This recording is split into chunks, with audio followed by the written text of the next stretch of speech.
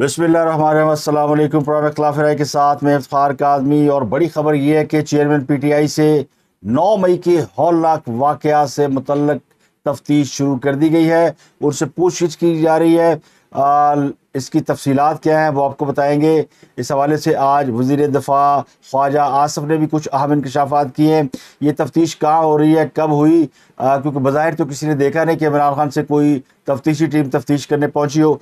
तो तफ्तीश का जाए मुकाम आपको बताएंगे, तफ्तीश में कौन लोग शामिल थे और उनसे क्या सवाल पूछे जा रहे हैं ये बताएंगे। इसके अलावा आर्मी चीफ की ज़ेर सदारत होने वाले फॉर्मेशन कमांडर के इजलास में जो बड़े पैगाम दिए गए वो क्या है, जो अब यानी पूरी सूरत हाल खुलकर सामने आई है कि 5 बड़े पैगाम डिलीवर किए गए हैं। वो पैगाम क्या हैं वो आपको बताएंगे। मिसकंडक्ट के इल्ज़ाम में 3 सिविल जज फारिग कर दिए गए हैं। उनमें उमर जावेद विर्क, सिविल जज मुनज़्ज़ा चौधरी और सेशन जज खालिद नईम, इनको फारिग किया गया है। तो इसके बारे में भी आपको कुछ डिटेल बताएंगे कि इन्होंने मिसकंडक्ट में क्या क्या काम किए थे और ये कौन से जज हैं और कौन से और अहम जज हैं जिनके खिलाफ मिसकंडक्ट की इंक्वायरी हो रही है।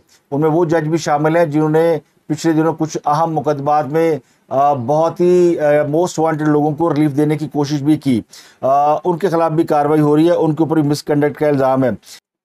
तब तहरीक इंसाफ के लोग जो असम्बलियों से गायब हो चुके हैं, ज़बान पार्क से भी गायब है, सड़कों से भी गायब है और अब आहिस्ता आहिस्ता सोशल मीडिया पर भी उनका इन्फ्लुएंस जो है वो नज़र नहीं आता, बल्कि बहुत से पीटीआई के हमायत याफ्ता जो एंकर्स हैं जो पाकिस्तान में रह गए, जो पाकिस्तान से बाहर हैं, उनकी बात अलग है।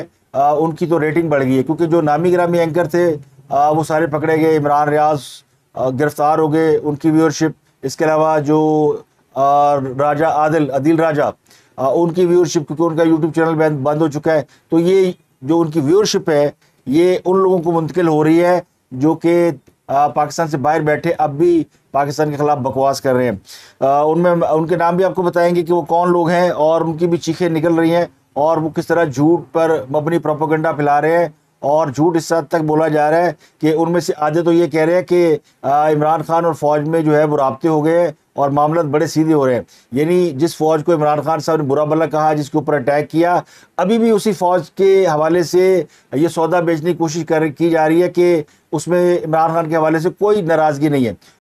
और फॉर्मेशन कमांडर के जो इजलास है उसकी भी मिस इंटरप्रिटेशन की जा रही है। यानी अहले यूथ को जो चूरन बेचा जा रहा है वो वही बेचा जा रहा है कि जो वो खरीदते हैं या वो खाते हैं, क्योंकि उसी से उनका हाजमा दुरुस्त होता है, वरना हाजमा ख़राब हो जाता है। वैसे तो फ़ौज ने हाजमा बड़ी हद तक दुरुस्त कर दिया है, लेकिन कुछ लोगों का हाजमा अब भी ख़राब है। उन बजट आपने सुन लिया, बजट में क्या कम, क्या ज़्यादा, क्या महंगाई, क्या सस्ता, ये सब आपको यानी पता चल ही जाएगा। क्योंकि वो कहते हैं ना, चंद चढ़ जाए तो दुनिया भेज दिए। अगर महंगाई होती है तो दुनिया को समझ भी आ जाती है, सस्ता होता है तो वो भी नज़र आ जाता है। तो ये चूँकि रोज़मर्रा का मामला है तो ये मैं आप पे छोड़ता हूँ। बजट के ऊपर मैं ज़्यादा आपका वक्त इसलिए ज़ाया नहीं कर सकता कि बजट अदाद शुमार का गोरख धंधा होता है। जो प्रैक्टिकली चीज़ें होंगी वो मुझसे ज़्यादा बेहतर आप जानते हैं कि क्या बजट आने के बाद कोई चीज़ महंगी हुई है या सस्ती हुई है। हाँ, बजट में सरकारी मुलाजमिन को रिलीफ दिया गया है, वो सबके सामने है। सुप्रीम कोर्ट का बजट जो है वो 50 करोड़ पे बढ़ गया है। अब इसमें कोर्ट रिपोर्टर जो है वो भी लॉक कर रहे हैं, वो आपको बताएंगे कि जनाब ये सुप्रीम कोर्ट का जो बजट बढ़ा है ये क्यों बढ़ा है और इसके बढ़ने के पीछे क्या लॉजिक है। आज इसहाक डार साहब ने पोस्ट बजट प्रेस कॉन्फ्रेंस भी की है और उसमें कुछ चीज़ें उन्होंने क्लियर भी की हैं, लेकिन ज़ाहिर है इसको छोड़कर आगे बढ़ते हैं और उस खबर की तरफ चलते हैं जो कि आज की सबसे बड़ी खबर है। उस खबर में 2 बड़ी खबरें जिनके ऊपर मैंने आपसे डिस्कस करनी है, वो ये कि इमरान खान से तफ्तीश हो रही है। ख्वाजा आसिफ ने आज गुफ्तगू करते हुए इस बात का इंकशाफ किया है कि चेयरमैन पीटीआई से 9 मई के वाक़े के हवाले से पूछगिछ हो रही है। तो बहुत से लोग हैरान परेशान हैं कि ये तफ्तीश कहाँ हो रही है, ये कब हुई। तो इस हवाले से जो मेरी इन्फॉर्मेशन है, जो मेरे सोर्सेज बताते हैं, वो ये है कि इमरान खान साहब से ये 2 दिन पहले तफ्तीश हुई और इस्लामाबाद में हुई, जब इमरान खान इस्लामाबाद में नैब और दीगर अदालतों में पेश होने के लिए गए थे। कुछ उनके केसेस जो थे वो सिविल कोर्ट में थे, कुछ उनके हाई कोर्ट में थे और बुनियादी तौर पर उनकी अलकादर ट्रस्ट केस में नैब के सामने पेशी थी। یہ تفتیش نیب کے ہیڈ کوارٹر میں ہوئی ہے. ان سے وہاں پر 4 گھنٹے پوچھ گچھ کی گئی. صرف القادر ٹرسٹ کے حوالے سے سوال جواب نہیں ہوئے. القادر ٹرسٹ کے تو بہت ساری چیزیں ایسی ہیں جو کہ عمران خان صاحب کے پاس اس کے جواب ہی نہیں ہے. عمران خان صاحب نے جو ریٹن جواب دیا ہے اس میں بھی وہ یہ کلیریفائی نہیں کر پا رہے کہ اس میں وہ جو انہوں نے کابینہ کو اعتماد میں لیے بغیر جو چیزیں دکھائی تھیں وہ کیوں کابینہ کو اعتماد میں لیے بغیر جو انہوں نے وہ جو پیسہ ملک ریاض کے اکاؤنٹ میں ڈال دیا وہ کیوں ڈالا. عمران خان صاحب کو دوران تفتیش ان تمام لوگوں کے وہ بیان دکھائے گئے جو کہ ان کے خلاف گواہ بن چکے ہیں. ان میں 3 سابق وفاقی وزیر شامل ہیں جنہوں نے نیب کے آفس میں جا کر عمران خان کے حوالے سے بہت ساری چیزیں کھل کر بتائیں اور نہ صرف القادر ٹرسٹ کے حوالے سے بتایا بلکہ 9 مئی کے واقعات کے حوالے سے بھی گفتگو کی گئی ہے. ان میں فواد چودھری ہے, ان میں فیصل واڈا ہے اور ان میں ایک خاتون وزیر رہی ہیں زبیدہ جلال. یہ تینوں سے نیب نے تفتیش کی ہوئی ہے اور ظاہر ان کی ریکارڈنگ موجود ہے. نیب کے آفس میں جو بھی انٹیروگیشن ہوتی ہے اس کا ایک ریکارڈ موجود ہوتا ہے. میرے ذرائع کہتے ہیں کہ عمران خان کے سامنے یہ ساری چیزیں رکھ دی گئیں. یہ کمبائن انویسٹیگیشن ٹیم ہے جس کے اندر ISI MI کے لوگ بھی شامل ہیں اور اس میں لیکن عمران خان سے جو 4 گھنٹے تفتیش کی گئی اس میں 2 گھنٹے ان سے صرف 9 مئی کے حوالے سے گفتگو کی گئی ہے. ورنہ عمران خان صاحب سے القادر ٹرسٹ میں پوچھنے کے لیے کچھ بھی نہیں ہے. ان کے جو جواب ہے وہ تسلی بخش نہیں ہے اور نیب انہیں اس کیس میں کسی بھی وقت گرفتار کر سکتا ہے. اور عمران خان صاحب کو اس بات کی توقع نہیں بلکہ ان کو پورا یقین ہے کہ انہیں نیب سب سے پہلے گرفتار کرے گا. لیکن چونکہ ایک اہم موقع تھا, عمران خان صاحب موجود تھے تو پھر کچھ عام لوگ جو ہے اس دوران کمبائن انویسٹیگیشن ٹیم کے علاوہ بھی انہوں نے آ کے عمران خان صاحب سے ان واقعات کے حوالے سے پوچھ گچھ کی. نہ صرف پوچھ گچھ کی بلکہ شواہد بھی سامنے رکھے ہیں. عمران خان صاحب کی کچھ آڈیوز ہیں جو اس موقع پر ریکارڈ کی گئی بھی دکھائی گئی ہیں یا سنائی گئی ہیں. ان کے پاس ان سب سوالوں کے جواب نہیں تھے لیکن ابھی عمران خان کو گرفتار نہیں کیا گیا. ان کو صرف وہ ساری چیزیں بتا دی گئی ہیں کہ آپ کے خلاف یہ ایویڈنس موجود ہیں. اب یہ جو 4 گھنٹے کی تفتیش ہوئی ہے اس میں عمران خان صاحب سے کہا گیا کہ آپ نے جب زمان پارک کے اندر اور مختلف جگہوں پہ لوگوں سے اوتھ لینے شروع کیے تھے اور آپ نے ایک مخصوص گروہ کو تیار کیا کہ جب آپ کو گرفتار کیا جائے تو وہ آپ کو ڈیفینڈ کرے. اور نہ صرف وہ لوگ زمان پارک میں جب پولیس گئی تو ان کے اوپر پیٹرول بموں سے انہوں نے حملہ کیا بلکہ پولیس جب بھی زمان پارک گئی تو ان کا باقاعدہ مقابلہ کیا گیا. تو قانون کو راستہ نہیں دیا گیا جس کو جو کہ ایک راستہ دیا جانا چاہیے تھا. اور بحیثیت پولیٹیکل لیڈر عمران خان صاحب اگر پولیس کو اپنے تک پہنچنے دیتے اور خود شامل تفتیش ہوتے کئی معاملات کے اندر تو بہت حد تک چیزیں کلیئر ہو سکتی تھیں. لیکن جو انہوں نے ہمیشہ سے اپنا ایک سٹانس رکھا ہے اور کچھ مخصوص لوگوں کو, ان میں کچھ افغانی لوگ بھی شامل ہیں اور یہ کہا جا رہا ہے کہ یہ پکڑے گئے, ان کے ایویڈنس موجود ہیں اور افغانستان حکومت نے بھی اس بات کا مطالبہ کیا کہ جو افغان پکڑے گئے ہیں اس پورے ایونٹ کے اندر ان کو ہمارے حوالے کیا جائے. یعنی اس بات کا پوری طرح تعین کر لیا گیا ہے یا یقین کر لیا گیا ہے یا ایویڈنس موجود ہیں کہ اس توڑ پھوڑ کے اندر غیر ملکی لوگ, ظاہر افغانی پاکستانی تو نہیں ہے, وہ غیر ملکی ہیں اور ان کی بھی مدد حاصل کی گئی اور وہ ان لوگوں میں شامل تھے جنہوں نے باقاعدہ اوفینس کیے. اب 2-4 لوگ ہی ہوتے ہیں جو کہ لیڈ کرتے ہیں اور جو کہ باقی تو سارا جتھا انہیں فالو کرتا ہے. تو یہ ایک پلان کے ساتھ کیا گیا اور پھر انہیں بتایا گیا کس طرح انہوں نے نیب کی تحویل میں جب نیب نے انہیں گرفتار کیا اور انہوں نے جو کالز کی وہ کال بھی ساری آن ریکارڈ ہے. جس کو بھی کال کی گئی, جس کو بھی میسج بھیجے گئے اور جو کہا گیا کہ ان کی گرفتاری کے اوپر یہ کرنا ہے وہ کرنا ہے, خود خان صاحب نے دوران حراست کچھ لوگوں کو انسٹرکشن دی کہ انہوں نے کیا ایکشن لینا ہے.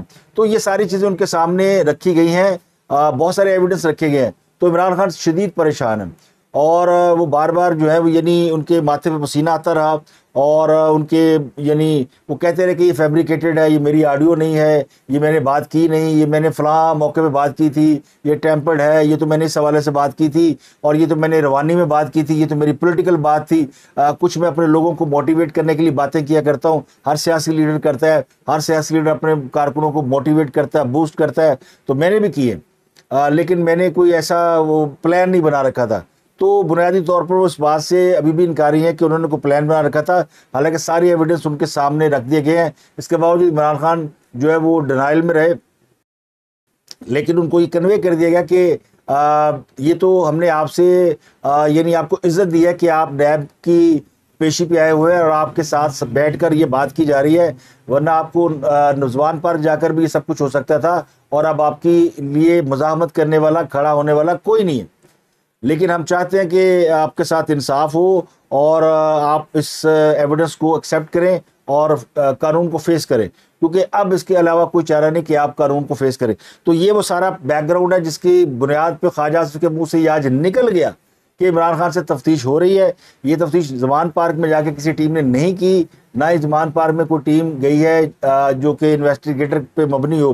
تو یہ اسلام آباد پیشی کے دوران نیب میں جو میرے ذرائع کہتے ہیں، جو میرے سورسز کلیم کرتے ہیں کہ جناب یہ سب کچھ اس وقت ہوا، اور اس میں پھر بڑی ٹاپ ایجنسیوں کے لوگ شامل تھے جنہوں نے، اور یہ کہا گیا تھا، یہ اوپر سے آرڈر تھا کہ عمران خان کو ایک دفعہ یہ ساری چیزیں بتا دیں کہ آپ کے خلاف سروس پہ یہ چیزیں ہیں، تاکہ وہ جو ایک بڑا مرحلہ ہے کہ عمران خان کو دوبارہ گرفتار کیا جائے گا تو دوبارہ انہوں نے کیا ایکٹ کرنا ہے۔ اگر وہ پارٹی پوزیشن چھوڑتے ہیں اور پارٹی کسی اور کے حوالے کرتے ہیں تاکہ جو ملک کے اندر انتشار اور بدامنی نہ ہو، تو یہ ان کا ایک مثبت رویہ سمجھا جائے گا، اور پھر اس حوالے سے شاید کوئی ان کو جو ہے وہ ان کے لیے کوئی سافٹ کارنر پیدا ہو سکتا ہے، کیونکہ اس کے بعد پھر شاہ محمود قریشی کو دوبارہ بھیجا گیا ہے، اور آج ان کی دوبارہ عمران خان سے ملاقات ہوئی ہے۔ اس سے پہلے عمران خان سے جو ان کی ملاقات ہوئی تھی اس میں عمران خان نے انہیں بہت برا بھلا بھی کہا تھا، اور پارٹی کی قیادت دینے سے بھی انکار کیا تھا، اور یہ بھی کہا تھا کہ وہ پیچھے نہیں ہٹیں گے، وہ اسٹیپ پہ بالکل نہیں ہوں گے، وہ پارٹی کا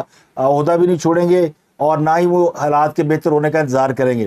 تو ان کا رویہ یہ تھا جو پہلے تھا۔ اب دوبارہ شاہ محمود قریشی کو میرا خیال ہے پھر اشارہ ہوا کہ آپ جائیں، اب بات کریں۔ ہوں میرا خیال ہے طبیعت کو فرق پیا ہوگا، کوئی آرام آیا ہوگا، تو اس لیے شاہ محمود قریشی کی دوبارہ بات بھی ہو گئی ہے، اور یہ بات خواجہ آصف صاحب نے جان بوجھ کر لیک بھی کر دی ہے کہ عمران خان سے تفتیش ہو رہی ہے، پوچھ گچھ ہو رہی ہے۔